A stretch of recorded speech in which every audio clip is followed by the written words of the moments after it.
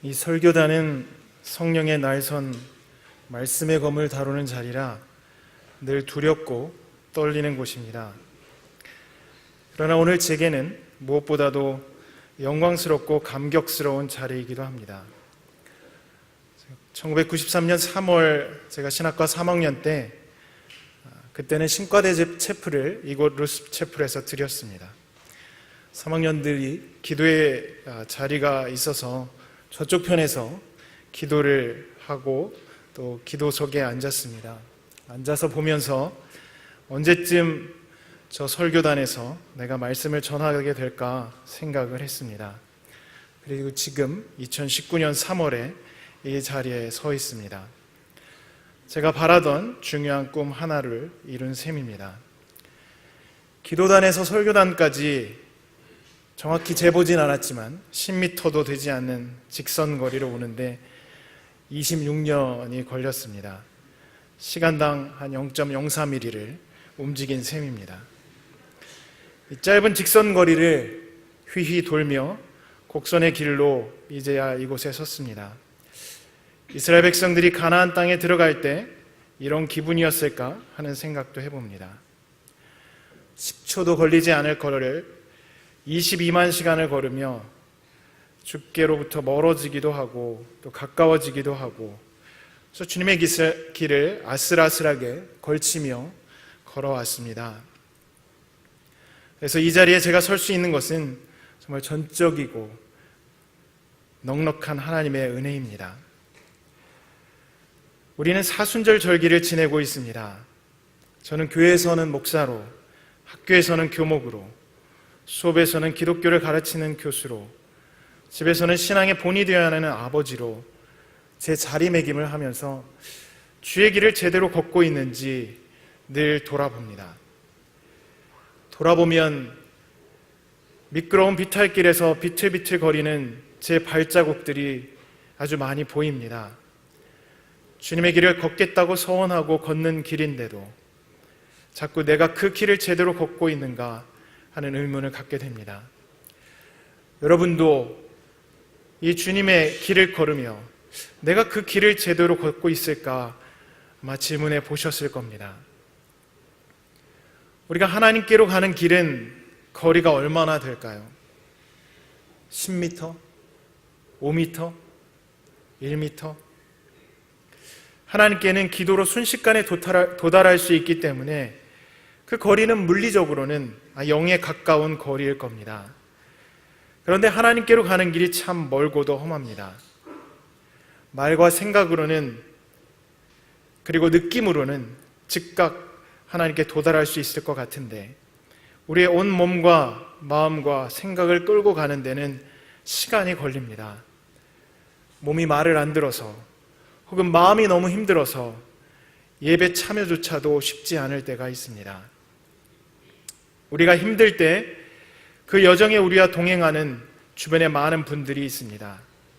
그 길을 가는데 함께 힘을 더해주는 우리 신앙의 동역자들입니다. 반면에 그 신앙 여정에 우리의 밑바닥을 보이게 만드는 시험자들도 있습니다. 혹은 주님께로 가는 길을 원천적으로 막는 사람들도 있습니다. 오늘 본문에서는 그 길을 방해하는 사람이 나옵니다. 헤롯입니다. 그는 예수를 살해할 계획을 세우고 있었습니다. 오늘 본문의 헤롯은 헤롯 안티파스입니다. 갈릴리의 분봉왕이고 로마 황제 티베리스의 이름을 따서 티베리아스라는 도시를 만들고 수도를 정한 왕이기도 합니다. 그가 로마에 얼마나 충성하는 인물이었는지 보여주는 단면입니다. 헤롯 안티파스는 세례 요한을 참수한 장본이기도 합니다. 그는 예수가 살아난 요한이라는 소문을 듣자 당황하면서 이런 말을 합니다. 요한은 내가 목을 베어 죽였는데 내게 이런 소문이 파다하게 들리는 사람은 누구인가? 그는 예수를 만나고 싶어 하였다. 누가복음 9장 9절에 나오는 말씀입니다. 헤롯은 왜 예수의 소문에 당황하고 예수를 만나고 싶어 했을까요? 헤롯이 당황한 이유는 이미 죽인 요한이 살아 돌아왔다는 소문 때문일 겁니다. 정치 권력을 잡은 자가 방해 세력을 잠재울 수 있는 건 죽음까지입니다. 권력자는 정적을 죽음으로 매조지할 수 있다고 생각을 합니다. 죽었던 세력원이 돌아왔다면 권력자에게는 말 그대로 깜놀입니다. 죽임은 최후의, 그가 사용할 수 있는 최후의 수단이기 때문입니다. 헤롯은 예수를 만나서 그가 부활한 요한이 아님을 확인하고 싶었을 겁니다. 그것은 확고한 자기 권력에 대한 확신과 동시에 인간의 사멸성에 대한 확인 욕망입니다. 오늘 헤롯이 살해 계획을 세웠다는 얘기는 예수가 부활한 요한은 아니었다는 뜻인 동시에 제거해야 할 만큼 예수의 영향력이 커졌다는 얘기일 겁니다. 그리고 헤롯의 주변에는 소위 교활한 책사들이 있었을 겁니다. 그들은 헤롯에게 예수를 희생양으로 삼아야 로마에게도 잘 보이고 철권 통치를 지속할 수 있다고 속삭였을 겁니다. 헤롯이 살해 계획을 세운다는 이야기를 듣고 예수께서는 헤롯을 여우라고 부릅니다. 여우는 성서에서 교활하기도 하고 파괴적인 존재입니다. 교활함과 폭력성은 역사 속 권력자들의 특성이기도 합니다. 세례 요한의 참수처럼 예수의 경우에도 혼란과 봉기의 위험을 정리하고 잠재우려고 시도한 모양입니다. 예루살렘은 그의 통치 영역이 아니었지만 헤롯은 권력자들의 카르텔을 통해 예수님을 십자가 죽음으로 내몰았습니다. 헤롯이 걸었고 지향했던 길은 예수의 길과는 거리가 멀었습니다. 예수의 길은 귀신을 내쫓고 병을 고치는 일이었습니다. 오늘 복음서 본문에서 밝히듯 그 길은 귀신에 들려있는 백성들, 병에 고통받는 사람들을 치유하는 길입니다. 암탉이 새끼를 낳아 알에 품듯 백성을 치유하고 회복시키고 포용하는 길입니다. 이 예수의 길은 실제로는 왕이 자신의 백성에게 꼭 해야 할 일들입니다. 도탄에 빠진 백성들을 구하고 그들의 삶에 희망을 주고 어버이가 자식을 돌보듯 살펴보는 일이 바로 왕의 의무입니다. 헤롯은 자신이 해야 할 일을 대신해주는 예수께 감사해야 될 텐데 오히려 그를 죽이려고 합니다. 헤롯은 당시 헤롯 대왕의 아들로 최고의 교육을 받았을 겁니다. 실제로 역사의 기록은 그가 헤롯의 다른 아들들보다 지혜로운 자였다고 평가를 합니다. 지도자의 훈련을 체계적으로 받았을 것이고 소위 문명의 세례를 당대 최고의 교육자들을 통해 받았을 것입니다. 그런데 그는 백성을 위한 너무나도 기본적이고 당연한 일, 생명의 길을 보여주신 예수를 거부합니다. 그래서 여기서 질문이 생깁니다. 왕의 길은 그리스도의 길과는 양립할 수 없을까? 사회의 지도자의 길은 그리스도의 길과 어긋나게 되는 걸까? 혹은 왜 교계 안에서도 성공한 목회자들이 종종 그리스도의 길에서 벗어나게 될까? 여러분들도 각자 가정과 일터에서 지도적인 위치를 차지하고 계실 텐데 그리스도의 길을 걷는데 어려움은 없으십니까? 헤롯처럼 사람들이 예수께 여우라고 책망받을 그런 삶을 사는 이유가 무엇일까? 이런 질문들이 생깁니다. 역사 속에서 여우라고 불린 유명한 철학자가 있습니다. 마르틴 하이데거라는 사람입니다. 한나 아렌트는 그를 두고 우화를 한 편 썼습니다. 아렌트는 하이데거를 자기 생각의 굴 속에 갇혀서 그 굴을 세계 전체로 착각하는 가여운 인간이라고 불렀습니다. 그 하이데거는 놀랍게도 신학을 공부하기도 했고 기독교 신학자가 되려고 했던 사람이기도 합니다. 그런 하이데거가 역사에서 여우로 비난받는 이유는 위대한 사상가였음에도 나치를 지지한 전력 때문입니다. 그리고 그 후에도 자신의 태도에 대해 제대로 반성하지 않았습니다. 아이러니한 것은 그가 그레고리안 성가를 들으며 나치를 지지했고 유대인들을 비판하고 히틀러를 두둔했다는 겁니다. 우리 마음을 성스럽게 고양시키는 성가와 인간 폭력성의 끝판인 나치 지지가 한 교양인의 삶에 공존합니다. 이 일을 알아서 그랬는지 본회퍼 목사님은 유대인을 위해 울며 기도해본 사람만이 그레고리안 성가를 부를 수 있다고 말을 하기도 했습니다. 거룩한 노래와 무자비한 폭력, 양립하기 힘든 조합이지만 이게 현실이고 인류의 발자취였습니다.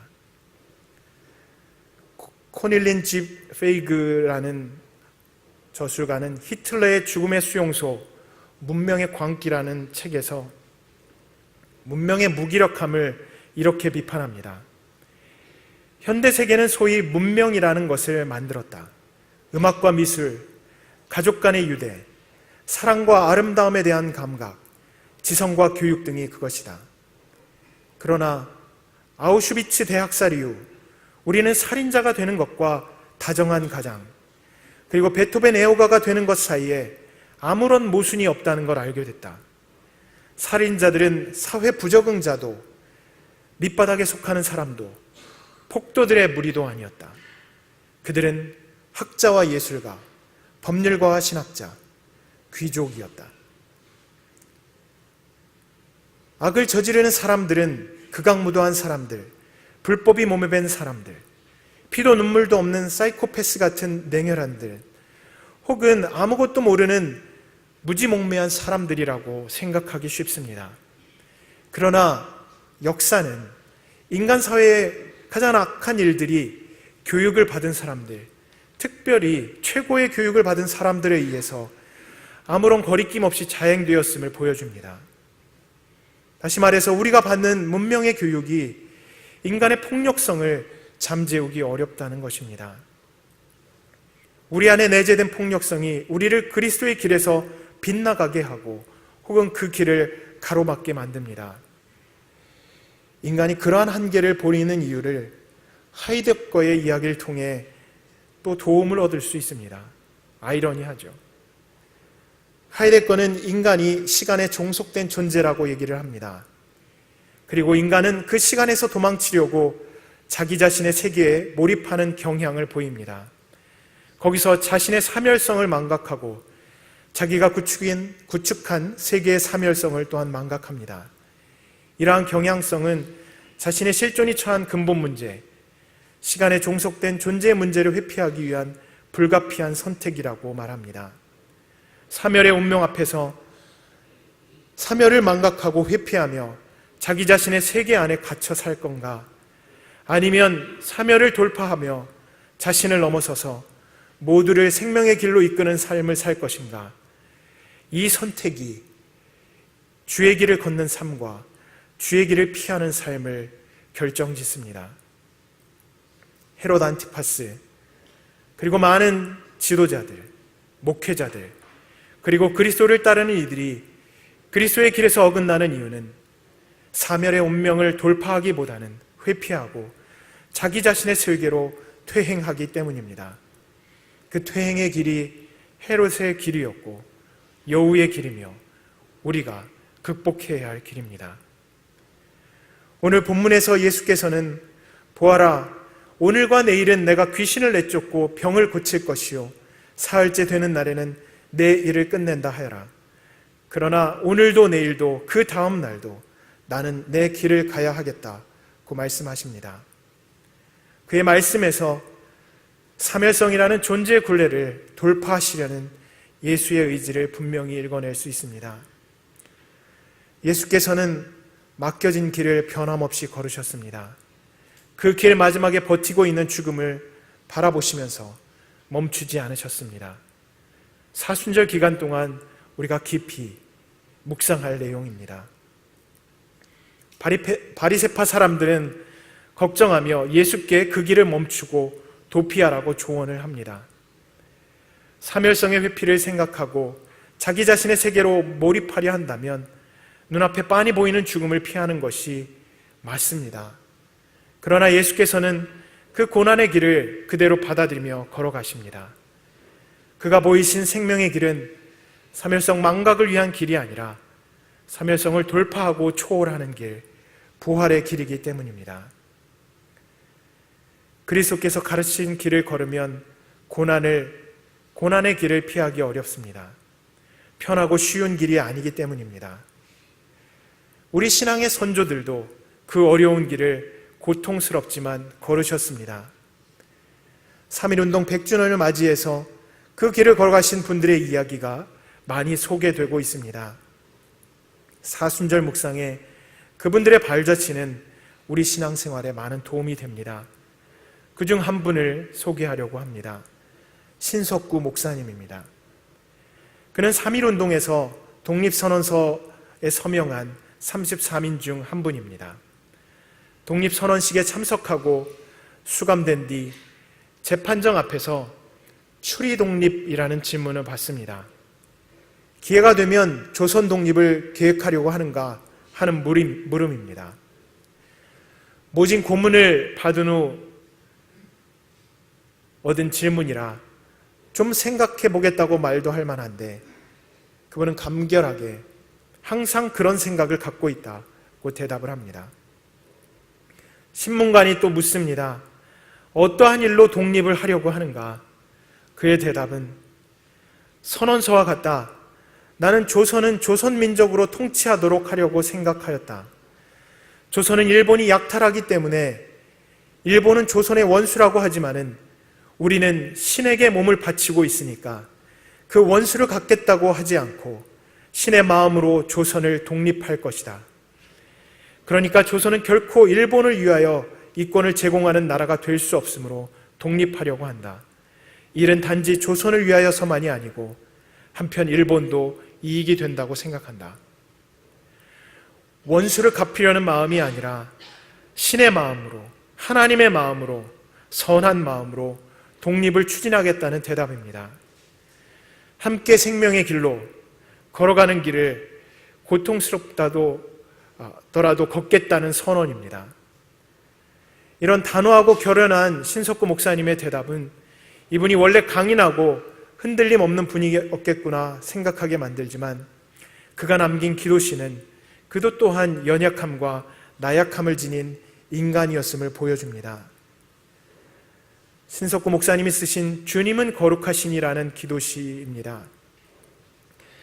주님은 거룩하시니 내 마음이 불결하면 어찌 주님 계시리이까? 의지하고 바라옴은 내 마음을 정결케 하신 후 속히 임재하옵소서. 주님은 온유하시니 내 마음이 불평하면 주님 어찌 계시리이까? 원하옵고 원하옵기는 내 마음 화평케 하신 후 주님 항상 머물러 주시옵소서.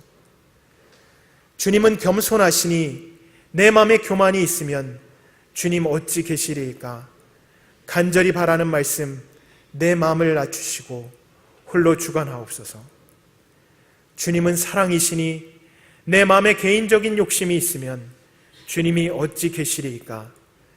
내 일생 진정 소원은 내 마음 변화시키시고 영원토록 계시옵소서. 신석구 목사님의 고백처럼 주님의 길을 바라보며 걷지만 우리의 걸음걸이도 늘 거짓과 불평과 교만과 욕심으로 비틀거립니다. 예수께서 가신 길을 걷는 삶 누구에게도 쉽지 않습니다.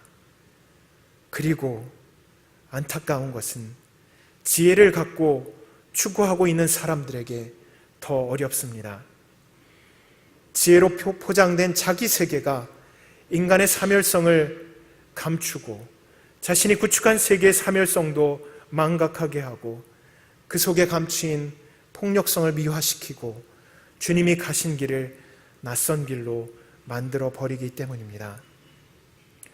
사순절 기간은 우리 존재가 가진 근원적 죄의 경향성을 직면하는 시기이며 회개하고 그리스도의 길에 동참하는 그런 기간입니다.